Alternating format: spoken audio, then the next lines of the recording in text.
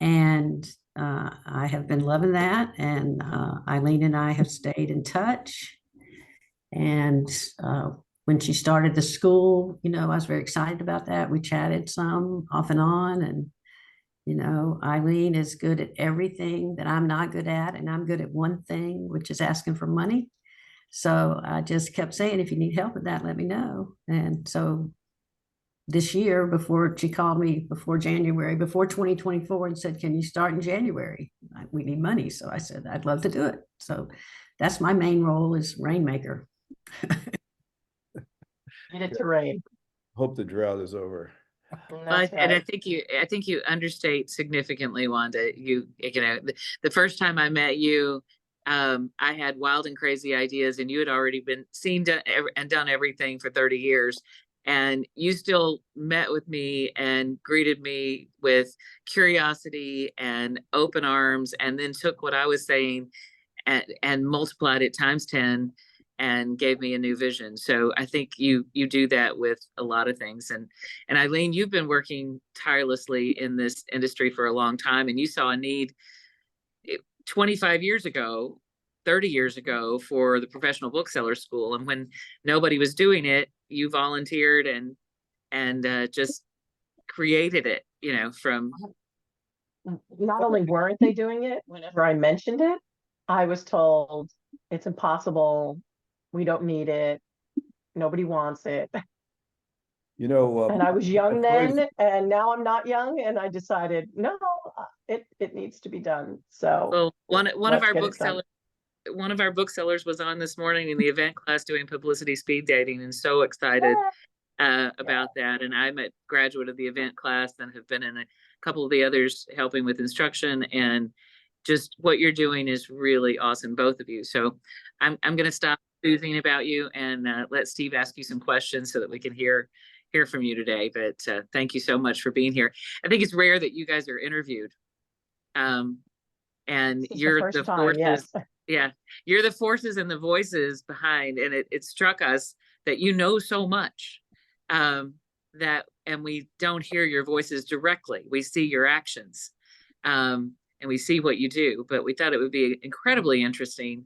At least I find it incredibly interesting to listen to you and to get some of your impressions and hear from you today. So, Steve. Yeah, thank you. There seems to be like two major areas that Lisa and I are interested in talking to you about, and I'm sure everybody else as well. One is the sort of the business side of bookselling through the school. Because what I find really impressive about it is that not only do you have very specific classes, but you also have a certification program. And the other side of your general take on bookselling and stuff. Wanda's got an interesting background because she also was a school librarian, so she knows the library side, which is very different than the bookstore side, although a lot of people don't understand that. But Ilene, why don't we start by you just talking for a minute, if you don't mind, about what you saw as the need and what you think the ongoing need is on independent bookstore owners and staff. The reason the school, I founded the school, is I spent 40 years creating education for booksellers, and through sessions at both ABA and at NABA. And it's, here's a session on newsletters, and here's a session on staff management, and here's a session on this. And it's like bite-sized bits of information that, if you're lucky to be in that particular room at that particular time, and it's good panelists, then you might get something. And there's so much information that was out there across the country that wasn't being shared globally. And I wanted to end that patchwork system of learning and create something that put everything in one place with wonderful booksellers who are teaching it to you. So it's there if you want to learn live. It's there if you want to learn on your own. But we wanted to find a way to give everyone answers and solutions. And the specific, do you think, because you have a wide range of courses, do you think that one of the biggest challenges is just the business side and understanding the business side, or do you think it's more about understanding the brand of a bookstore and differentiating it in marketing? They're two different things. One of the things that has awed me while we are building and teaching these courses is what all of you booksellers have to go through day in and day out. It is an incredibly complicated system. Just the volume of merchandise every week, the customers, it's not like a clothing store where you're buying a bunch of red and blue and pink items and just putting them all out by size. This is a very complicated business. And I think it's really important that everyone has a kind of a methodology to do it and to find the place to learn that, so that everyone who's been through this can tell you, watch for this report. This is how you're going to tag books. This is how you're going to watch your budget, so that it's not just catch, can, and learning on your own and making mistakes that can be expensive and spending a great deal of time and frustration in doing that. Yeah, it's funny. When I used to run a film production business, that was pretty big. We used to joke about everybody's business strategy was, how busy are you? That's about as far as the other company owners. And one of the challenges is that was similar was that every day there was a new fire to put out, and you never got to some of the basics. So I found it really important to keep in mind certain numbers in my head, like what was the revenue I needed each month, what was my expense each month, what was the labor cost, stuff like that, you know, and I could rattle those numbers off and see how I was doing.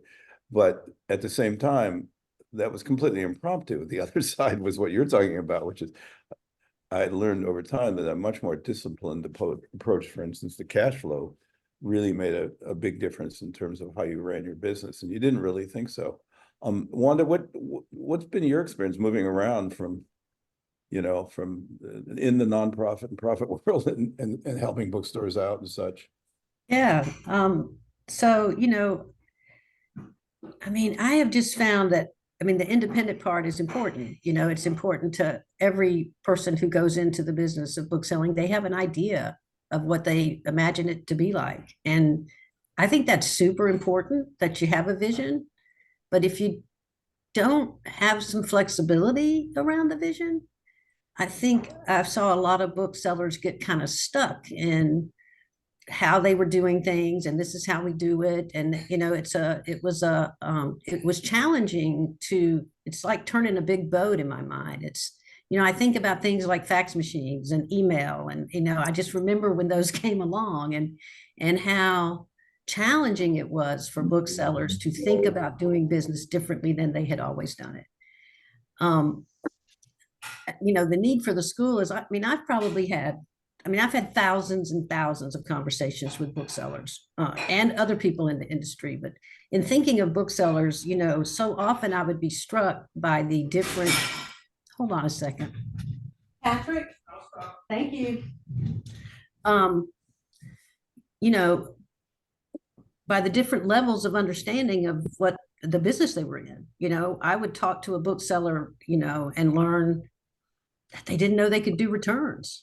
You know, and I would just be like, wow, well, we need to back up here and let's talk about doing returns. And then, you know, and just so often the conversation before we could even really get to what the concern around the call was, just a lot of education had to happen around specific things that would come up. And sometimes it wasn't information I had, you know, so I would have to be like, let me get a bookseller to talk to you, which is what I often did, was connect booksellers that didn't know something with booksellers who did know that thing. But it did feel like there were holes that were surprising to me over the years that I would be kind of like, and that was how I knew what to offer. You know, it was those phone calls over the course of the year that would put together my education program at the show. I would keep notes on like, here's where the gaps are when I'm talking to booksellers. You know, we need to talk about how to do returns at the show. What do Um, you, Wanda, what do you think in the current marketplace, you know, which is extraordinarily different than the past in lots of ways, what do you think the gaps are, the holes are among booksellers right now? Well, I mean, I feel like a lot of those gaps are being closed. I mean, the internet has been huge for every industry to learn. I mean, you can now find out, I mean, you can basically find an audience for something before you do it, which is a miracle, you know. So, you know, any idea that you have, you can put in front of your customers on a Facebook page or on a, you know, and you can get feedback instantly about how they feel about that, you know, from things, your hours, how often you're going to be open. We're thinking about, you know, closing on Sunday afternoons, or we're thinking whatever it is, you can instantly find out how your customers feel about that in a way that just was not possible before. And I mean, you know, it feels good to see like these younger booksellers coming up who understand social media and who use it in a way that's really, really smart. And they understand they don't have to open their full on bricks and mortar bookstore today. You know, they can start with something small. They can see how it, you know, you can sort of test everything now in a way we just couldn't before, to see how it will do and to see if it will work. Um, you know, but again, I think it's important that instead of, you know, I mean, I tend to look to young people for guidance in a way that I think a lot of us think we should be looking to older people for guidance. But I find young people are the ones that kind of lead the way if I can just get out of my own way and pay attention, which makes me think about young staff. I mean, I think young staff are, you know, a good source to tap for things that you're not doing yet or don't know how to do or wish your store had this or that. It's your young booksellers that are going to have ideas about how to make that happen. I don't know if I answered your question. I'm not seeing a lot You of did. gaps. It's funny. You reminded me of when we were in London. My wife went into I think she went into the big Daunt bookstore in Marylebone, where I'd been, and where there's an extraordinary number of tables. You know, James Daunt's big on display tables that have random books, and I'd read interviews with him and gone through the store 2 or 3 times. And I was struck. Lisa Urick, who's on with me, and I always talked about how you know, waist high tables were extremely important, in some ways more than even shelves. And I was taught that Dawn felt it should be totally random, but there's something kind of attractive, and the contradictions are what matter. Well, my wife asked the young bookseller where something was and what the story with this table was. And he said, "Oh, there's a theme there," and he started explaining the theme. And I'm like, wait a minute.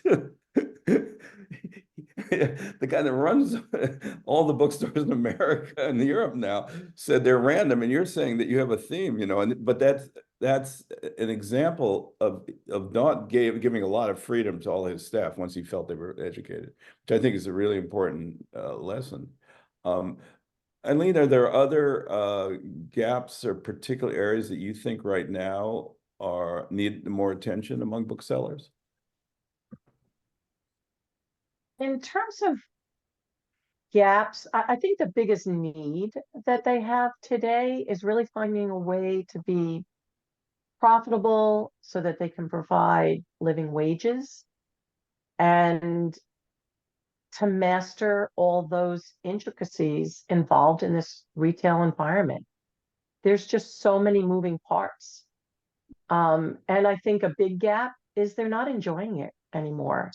People go into book selling because they love books. They love to share the books. And when we're on these calls or when you're talking with booksellers, they're burned out. They aren't getting the satisfaction out of their daily life, except for those moments here and there, which is what they cling to keep them going. But it can be very hard. And in this political and social environment, they take the brunt of a lot of it. But on the other hand, they're also the place that people come to for community and to feel safe. And that's wonderful. I think a huge gap is it's very hard to make a living as a bookseller. And let's see that. basic lesson, if you will, that a more disciplined, methodical approach and standing back more frequently rather than, getting dragged down the rabbit hole of fires and stuff like that. Is that important? I think it is. A lot of what we are showing booksellers in the school is to look at the business as a whole year. We had one bookseller who was in slightly seasonal location, and she opened up her store. It's probably 7 years now. And again, didn't have the community to help her start the store, a couple of people she could talk to here and there, but nobody really guiding her through and explaining everything to her. So she looked at everything in the negative because she's somewhat seasonal. But once she took our finance course and looked at her P&L and budgeting as an annual basis, she was actually able to see that she was doing a lot better than she thought. She was able to start paying herself, hiring a staff member, all because she was able to take the step back and evaluate her business. And that was an amazing change for her. So yeah, being able to look at your bookstore from the business side of things so that you can and streamline, be efficient, figure out what the numbers are saying. Maybe there's a section that is actually more profitable than you thought. Until you look at numbers, you don't know. So getting all that cleaned up, so to speak, you can actually enjoy the book selling side of things. Lisa, what thoughts do you have on all this?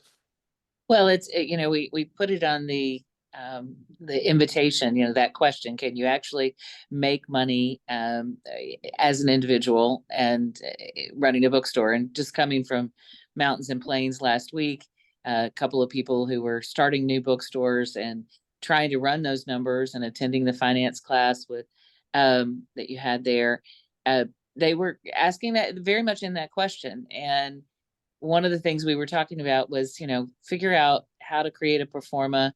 I see Donna Pass has joined us too, which is awesome. But I've found their pro forma is really helpful and the financials really helpful. It's a question that we've all in. Can you make money as a bookseller? What I think I hear you saying that yes, you can, if you take the right steps. Wanda, do you agree with that? Do you see the potential there for folks? Yes. Yeah. They're easy to say and hard to do. Trusting the process is the challenge.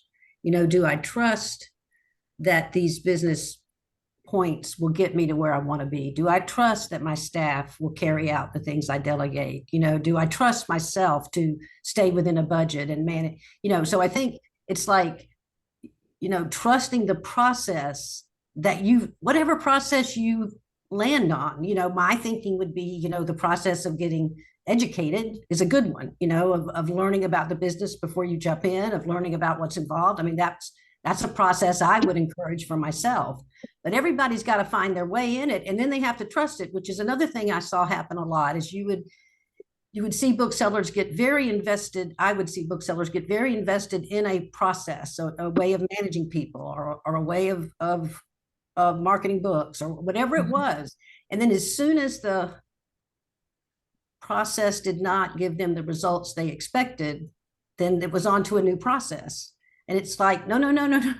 I always wanted to be like, it takes time and trust and things that we just have to develop as people, I think, before we can really be successful in a business. And then once you have those developed, then I think you have to get into things like, do we have a common language? Can I communicate with my staff? Do they understand me when I say I want them to do A, B, C? Do they understand what I'm asking for? And do they know what outcome I expect? And there's just so many parts of it that I think requires you to, again, trust is the key word that keeps coming back to me, to trust whatever process you're invested in, because it's not inexpensive to hire people and rent space. And these are all very costly things that, if you can't go into it with some understanding of what your plan is, and can I stick to this plan, I think you're going to be in trouble. I mean, it's just, a commitment that requires some bravery, I think, in the beginning. It's very scary, I think. Yeah, And, I think I admire anybody who steps into it because it is a challenging career. I think it is a worthwhile, certainly. Again, I think it's a powerful, powerful position to be an independent bookstore owner. I mean, I guess the last thing I would say is I've always been frustrated that I don't feel like independent bookstores understand the power they have together. And I don't know if that power has ever been leveraged the way I believe it could be to change this industry. But, it takes organizing and it takes a lot of, again, trust. But that's a much bigger, revolution is what I'm talking about. So that's beyond professional bookselling school. But, the industry needs to be challenged in a way that changes the way business is done for everybody, not just for booksellers. I mean, I see it happening across the board in the industry, is its resistance to change, yet it must change. It does change, yet it seems to resist the whole way. That's Lisa, what I what were you going to say about all that? Well, I that's think I had a there. So Jumping off from that, especially with this reimagining bookstores when it first started, I hope that we as an industry tackle these tough problems, primarily profitability and efficiencies. I would like to see discussions on net pricing, on returns, on co-op, on this crazy and convoluted, specials that people have to track every Monday. I want publishers to respect the indie bookstore market and rethink their direct to consumer and special accounts programs. I want every publisher on batch. I'd like to see a centralized form for opening a bookstore with publishers. Enter your information once. Let the publisher get your information there instead of booksellers having to fill out 15 different financial forms. Those are some of the things that are on my list, but I would really like to see the industry working to be more efficient so that people can do their jobs better, that we get rid of some things that are costly, both in money and in time. Time is money. And I'd like to see some really hard conversations happening and changes made. Yeah, it's really articulate. Thank you. Does anybody have, why don't we turn to some of the booksellers themselves? Anybody have any specific comments or questions? We'll take either. Brad, and then you'll need to, I'll try and call you, but you'll need to unmute yourself, which Brad just expertly did. Well, I want to, double down on we don't work together enough to get where we need to be.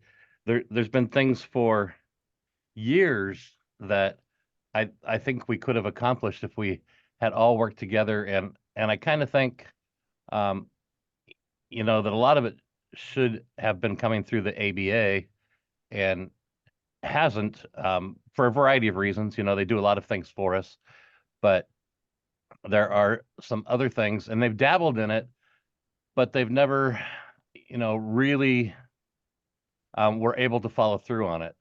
And those things would be super important to us, if we were available or able to convince publishers to do a 2-tiered release program like they do in the collectible industry. That would be huge for us if we could be, if we could have certain titles a week before they were available online. That those kinds of things would be huge, and all the other things, all the other forms and all that stuff would just be gigantic. But booksellers and cats, right? So that's the hard part. It would really take somebody that had the ability to reach out one-on-one with each bookseller and have a conversation with them to get them to go that direction. So That's my 2 cents. Yeah, thank you, Brad. Any other thoughts? Any other questions? Sherry, are you there? I am. I do not have questions, but I have done several of the, let's see, I did the event management, I did the basic book selling, which was actually fun. I wanted to go back and see if there were things I was missing, and it was really fun for pocket listings and things. And I did one other one, which name escapes me because I'm sitting in the car. Inventory. Inventory management, yes, thank you. Hated the math, loved the class. So yeah, Excel and I don't get along well together. I try and do everything on Google Sheets because I'm a Mac person, so Excel is not my friend. But other than that, it was fantastic, and I have done, definitely been able to up my margins just by doing that, by focusing on reordering, focusing better on returns, focusing how we're going to do our reordering. The event management, the first class I took was fantastic. I still do, if anyone hasn't done that one, doesn't matter how many events you do, just I think the key awesome thing that came out of that was the quantitative analysis of events, and not just going, oh yeah, it seems like we had a bunch of people here, but rather saying, here's how many people were here, here's how many of that book we sold, here's what we put into the event, here's how much social and or news we got on the event, here's how many people bought other things because they were in the store for that event. So it was great. I mean, an example, we did an event last night. We did the pre-sale on Eventbrite, only sold like 24 tickets, but we did another dozen in store. We did another dozen with people that just showed up, and we did another $800 in business of people who showed up buying something else. So those are all, great quantitative things to add to an event before somebody judges if it was good or bad or somewhere in between. All helpful things we learned in class. Sherry, not to go down a rabbit hole, but why not? Yeah. How did you get, I'm really fascinated at data because I'm constantly arguing with people, both publishers and book owners, that events are not just about selling books, but they're about branding. So that how did you measure all that success with that event? So I keep a Google sheet that we learned about, a spreadsheet that we learned about in class to do, and we assign everything a point value.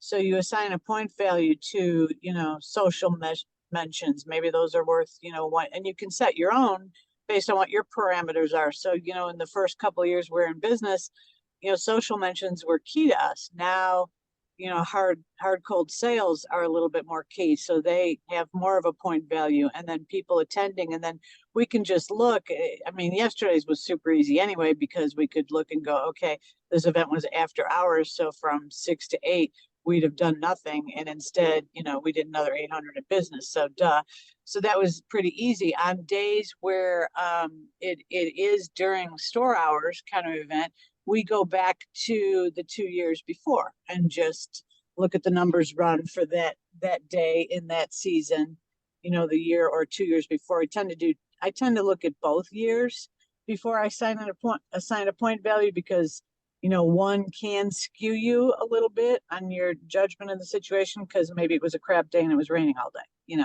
so we tend to look at a couple just so we can kind of average that out. Interesting, really fascinating.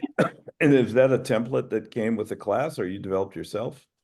Yeah, so it's sort of a template that came with the class, and then you assign your own, you kind of assign your own point values. So one of the instructors brought one that they use, and then, I just imported that template into a Google Sheet, and then we assigned our own point values. Okay, so social mentions initially were worth 5 points each. And, then you judge, your goal, then you can set a goal for your events for the year. So basically my goal was, I want to hit 500 points on every single event. And those points that fell under, let's look at why.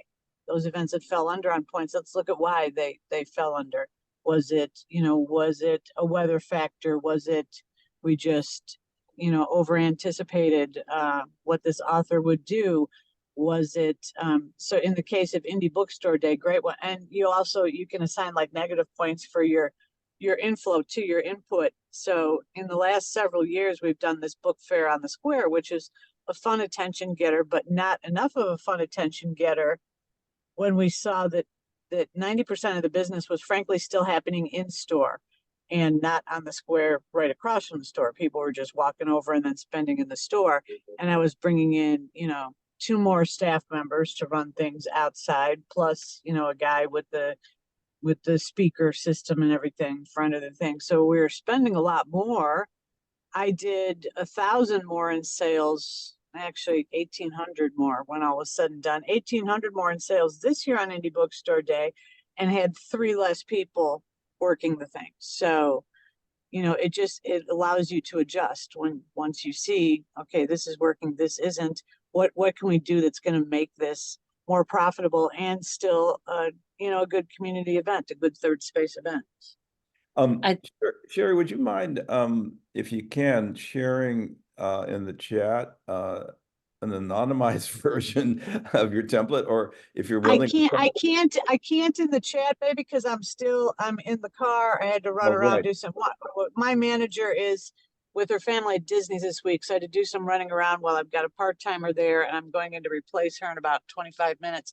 So I'm just kind of sitting out here in the car right now, but I will email it to you. I'll email you an anonymized version, and then you guys can, use it to your heart's content. It's wonderful. But again, without context, I would still encourage you, if you have not taken that inventory management class, to absolutely freaking do so, because there's a lot of context around that would be very useful. Well, and Steve, I'd like to interject that this is a good place for Wanda and Ilene to talk about some of the changes in the bookselling school and the way that you're helping people access this kind of information, so that, as you're saying, it's piecemeal, but you've got a chance to put this in a whole space. So Sherry's done a good job of describing how she's used what she learned. For those who are attending, how can they access this? And you've made some new offerings now too, right? Right. So when the school started, it was all virtual coursework. Everyone was attending a Zoom for 10 to 16 weeks, depending on the course. The hope when I started it, and I'm always flexible and spinning around, was that we would do 2 classes a year. We would start in January, and then we would start that next, let's say, inventory management in April. But it is very taxing. It's a lot of work for the instructors, and we have to stop come September. We don't want to get into the holiday season. So we only do 1 live class, but what we are doing is taking all of our coursework and making them available for independent study. So basic bookselling is up and ready, and any store can actually subscribe to basic bookselling for the year, and you can have any of your staff members sit in and watch the recordings and become certified in basic bookselling. So there's 3 ways for basic bookselling: a store subscription, and we'll probably do a store subscription for all of our courses. Independent study for certification. So you watch the videos, you do the homework, you have access to a dean, and you get certified at the end if you so choose. Or you can just access the course material for self-study and just to learn for yourself. You don't have to worry about certification. So if you don't want to do homework and you don't have anyone sitting around saying, "Where's your homework? It's time to give me your homework." So we're going to be doing that for all of our courses. And what we've also done is pull out specific content to either make them available as a standalone video for your own learning, or bundling them together based on a topic. So there's a standalone on Ingram, a standalone on Edelweiss, but then there's bundles for tools to use. And we pull from store operations, inventory management, event management, and we're giving you tools for bookselling. And all of that's available on our website. Every month we have 1 or 2 new bundles coming out. So we encourage everyone to just register so that you get the newsletter every month that says, here's the new offerings that are available. our goal and purpose is to educate booksellers. We want everyone to have these resources, learn from each other, and there's 40 wonderful booksellers who have spent hours and hours and days and years teaching this and revamping this every year, and just to be able to share it and give it to sellers across the country. What I like about it, Ilene, which you highlight, is that it's a sort of a co-op rather than just a, standalone profit-making business. And I'm sure you can Yes. accept the fact that it's not a profit-making business. That's correct. It's a nonprofit, right? But it's a fabulous, resource. And the full disclosure, Lisa and I are talking with Ilene and Wanda about teaching a marketing course, and a display course. Yeah, I think a merchandising course would be a great certification course for folks. On Yeah. its way.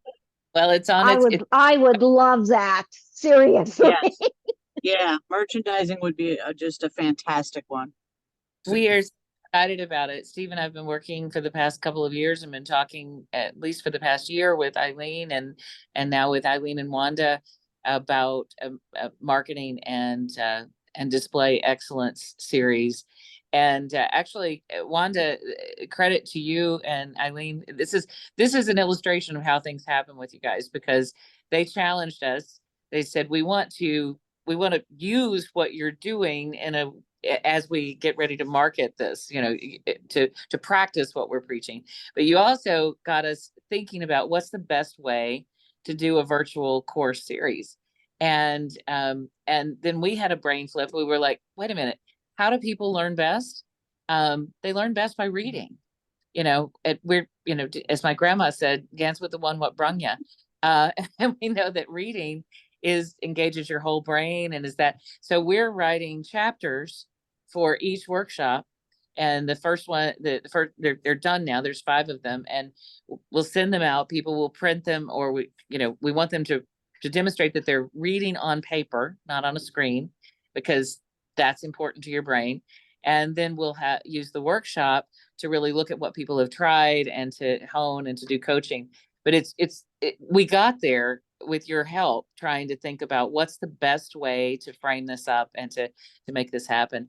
And I'm super excited about that and its potential for the industry. It's really good. What is your vision for, like a year from now, 2 years from now, 3 years from now? Where are you going with all this? To create a central repository, or how would you articulate the vision?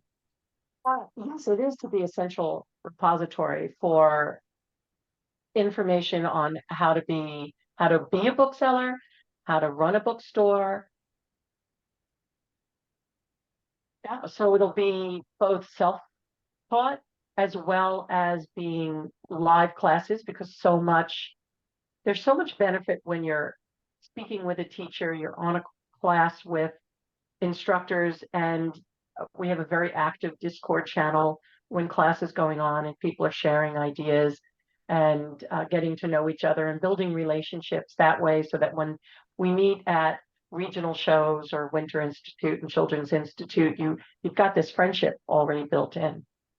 So we really want it to be a place where every bookstore owner, everyone who has a title job in a bookstore, and everyone who's just entering the business can come here and learn and how to do it well from the beginning, and not spending 5-10 years struggling, making mistakes, wishing they had this information. And we want to keep growing our coursework. And we're starting a bookstore year 1, so the minute you put your key in the door, you'll have 12 months worth of mentorship with a different topic every month. And we're doing it just as we're going to do with your course on marketing. We're doing it as flipped learning. So we give you information to watch and to read, so that when you're in the Zoom class, so to speak, because it's not a class as much as a mentorship time, you can ask questions that are very specific to what you're going through and what you might not have understood, or how to implement the things that we're trying to teach you. And it's therefore, you might not implement this marketing strategy in your first year, but at least you know about it, so that in year 2 and year 3 and year 5. I personally would love to see check-ins every year so that there's a year 2 check-in, a year 3 check-in, a year 5 check-in, so that it gives you some place to be accountable and to understand, what should I be doing now? Should I be looking to get bigger space? And I have more ideas than I have time in a life to do when it comes to this, quite honestly. So Yeah. I would love to see a mentor where people can just come and say, here's my finances. Tell me, what am I doing right? What am I doing wrong? Here's everything I do. I know it happens in places, but I'd love it to be much more structured and people know where to go. So I love the idea of a check-in situation too, especially, because if you look at other industries, you have to complete, every year, every other year, whatever, continuing education. So it would just be a fun add-on where, you could come back in year 2 and so here's an update on, our inventory management module. Here's a one course or one session thing to learn more about that. Here's an update on what people are really doing with social today. This one's out, that one's in. So the continuing ed would be a great situation for folks. Yep. Yep. So does anybody else on this have a comment, a question?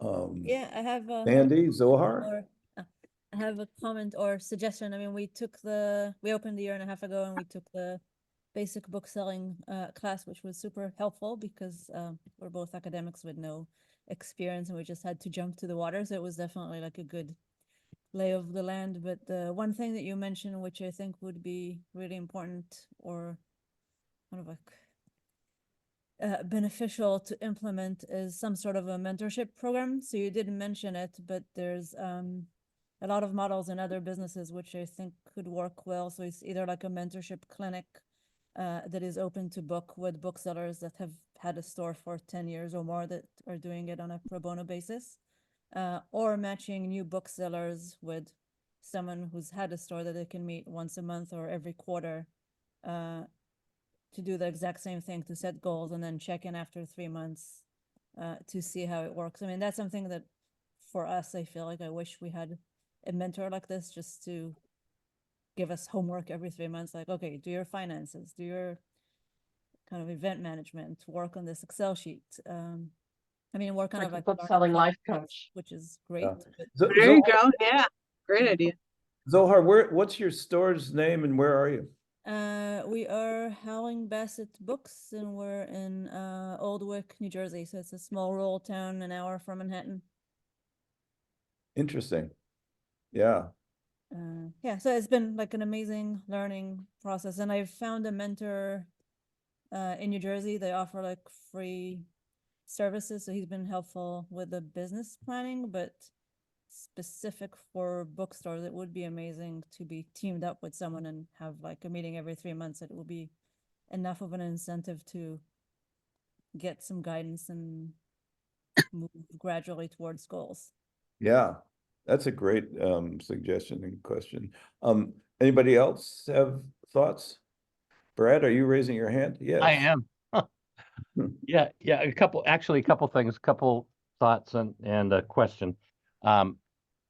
First of all, I think the ABA and your regionals do a lot of this kind of stuff. If you participate in those events, that they may not always be named exactly, the names we're using for the titles here, but they have a lot of things, and if you go to those events, you really have a chance to bounce things off the other booksellers and talk with them and see what they're doing. So I suggest involvement in those things. It was very disrupted during the pandemic, and that's kind of what this group came out of. And I think it's important to try to continue to do that.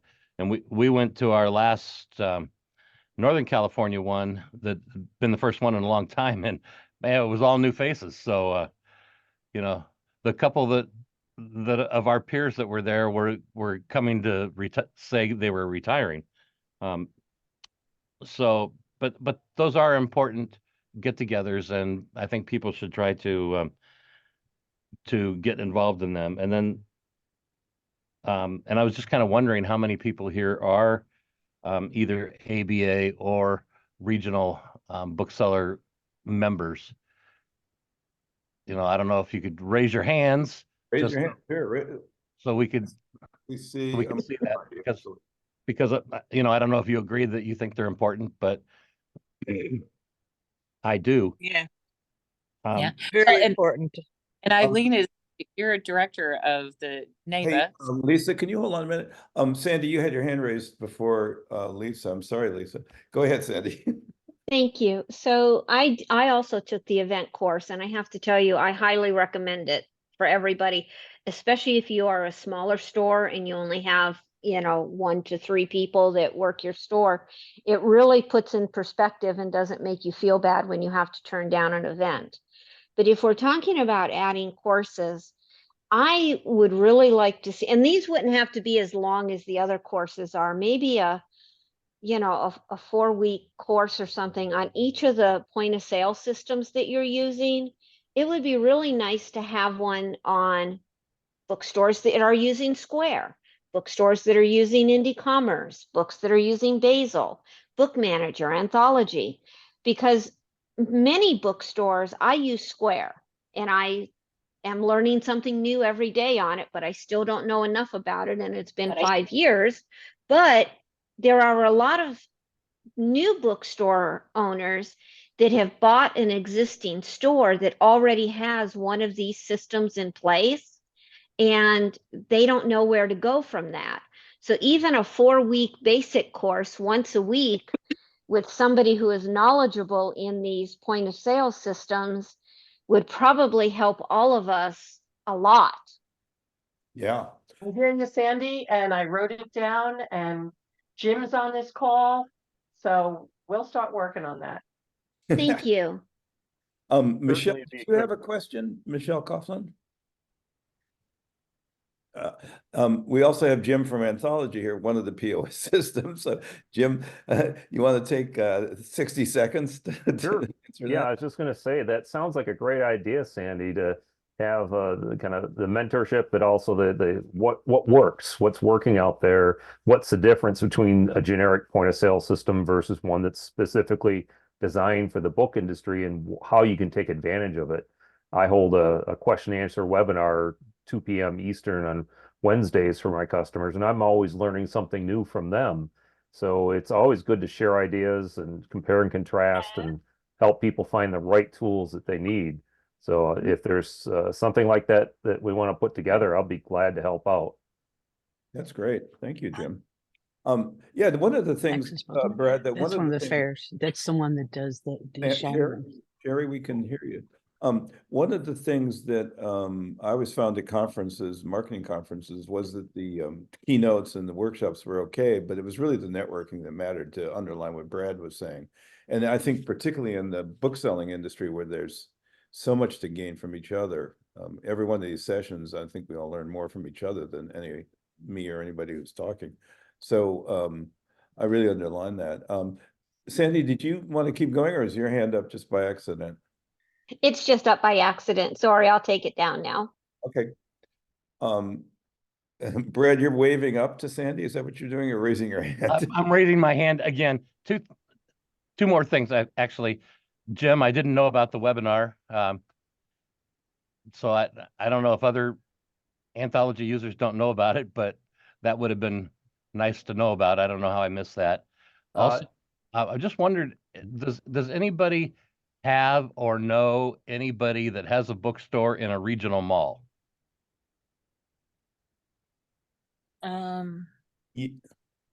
Yeah, here in West County, where I live in California, Northern California, Copperfield, which I think has 5, we'll have to get them on at some point. Excuse me, that has 5 stores. They have one in a mall they call Montgomery Village. And it's actually the most popular of their stores, I think, from just foot traffic. And it's much more child oriented. They seem to brand their individual stores for different audiences, and that one's very child oriented and family oriented. I'm sorry, which mall was it in? It's in, I think it's Montgomery Village is the name of it. It's in Santa Rosa, California. And it's become much more upscale lately. I think Brookfield or somebody took it over, and there's like, you know, Warby Parker and people like there now, which probably feeds them too. Brad, I can put you, I've got 4 or 5 that I can put you in touch with after. I'll do that offline. I have to dig a little bit, but to find them all. But Yeah, that'd be great, because we've got a mall that's pretty strongly trying to recruit us, and you know, I just would like to know more about the pitfalls. Well, you know, Brad, we could, and Sarah, I see you, so we'll call on you in a second. We could do a session on adjacent services, because I've always felt like Kepler's and what City Lights benefit from is adjacent restaurants and bars, and that it's really important to the book browsing. And in fact, in Waterstone in London, not to bang on about London, but in Waterstone's, their biggest store in Piccadilly, there's a whole restaurant on the top floor, on the 5th floor, which is really extraordinary. And I think those kind of adjacencies are an interesting question when you're looking for a location. That would be great. I appreciate the help.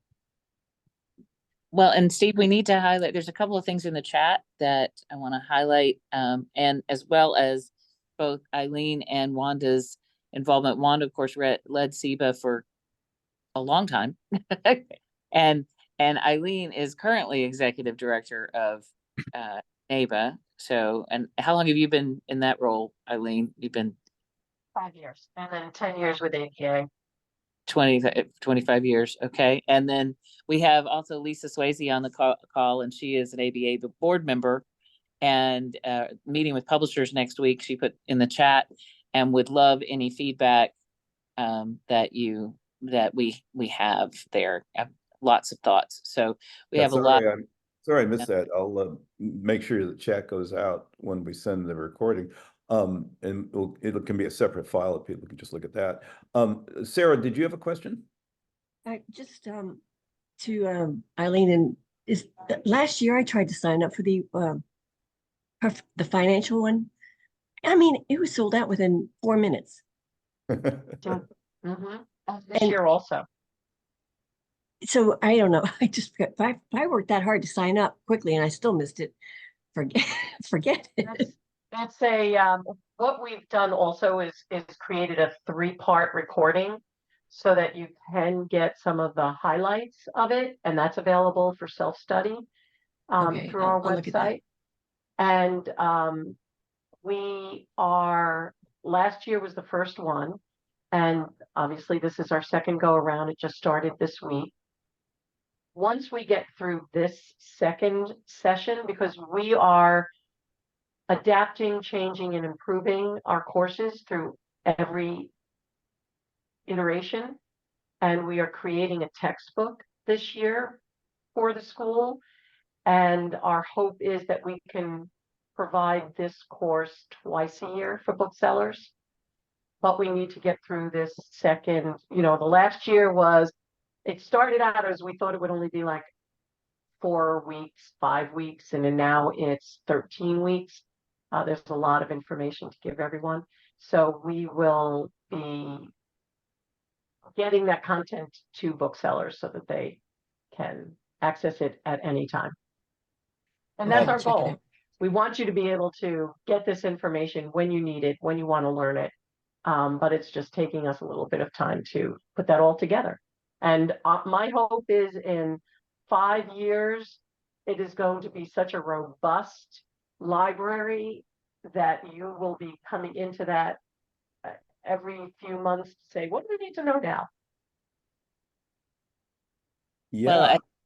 I wonder if it would be out of order, Ilene, for you to give a VIP membership to Sarah so she could take the course, because she stuck it out for any of these sessions. I'll see what the lineup is, Sarah. Okay. I'll look at the online, which you just discussed. I'll look for that. Okay. What other questions or comments did people have? We have about 5 minutes left or less. I'm just typing a note that thanks for all the comments. I'm sorry I missed some of them. Well, Anybody else have something you want to say here? And also you can post questions and comments on the chat, but which everybody will get. I think too, I think when you go through the classes and anyone who's gone through them, even if you hear things that you are doing, it gives you confidence. Sitting in the courses validates what you've done or helps you tweak what you're doing. So if you approach it not as, did I learn, was this entire class new to me? It shouldn't be all new to anybody because you are a bookseller. Let's hope you've been doing these things. But we've either said, yeah, you are doing it well, but don't forget to look at this report, or here's a new way to do it, or just as the form that Shari mentioned, very few people, you may have thought you were evaluating your event program, but we gave you the form that gave you all of the things you should be looking at. And on the form, it also says, how does this match your mission statement? You know, there's a value to that. So coming through the coursework will always teach somebody something new, and it will also validate what you are doing. And hopefully it makes you excited. Yeah, we're close to the end. I just wanted to say that I think next month we're going to have Libraria, which is a really fascinating, quirky bookstore in London, on the owner of that. And they are doing something really interesting experiment to me, which is not categorizing any of their sections in the bookstore. They're only organized by theme. And Lisa and I have been kind of looking at their stuff, and I've reached the owner, and I think they're going to be willing to get on next time. Meanwhile, this has been fantastic. Ilene and Wanda, you're amazing that you would talk through the mask of COVID. Thank you for having us. And I'm so glad we're only on Zoom and not in person. Well, and Well, thank we you. wouldn't be. Thank We you wouldn't for be there. you both have contributed so much for the benefit of everybody, and you have worked without any kind of compensation for most of what you've done. You've worked with and I'm in the middle of a tornado warning, by the way. But you've worked through amazing things and made these offers, and I just can't thank you enough. I said at the beginning before we started recording that you're my celebrities, and you really are. Thank you for what you have done, are doing, and are planning on doing for this industry and for all of us. Well, I just want to clarify, I get paid. Yeah, but not enough. But you've had to, I can agree with that, but you know, had to everybody work should get paid something. you had to work for that, and there's no way to compensate you for all that you've contributed. Whatever you're being paid, that's it's not possible, I think, to do compensation that would really. Yeah. And so many on this call have the same. So thank you. And thank you, Steve. Thank you. And thank you, Steve. Thank you. Don't get undercover, Lisa. We appreciate you. I'm getting to cover now. So, okay. Thank you. Yeah. You guys. Bye. All right, everybody. Thanks. We'll see you next month. Thanks, everyone. Bye-bye. It's really been interesting. Bye-bye. Bye. Thank you. Hi, thank you so much.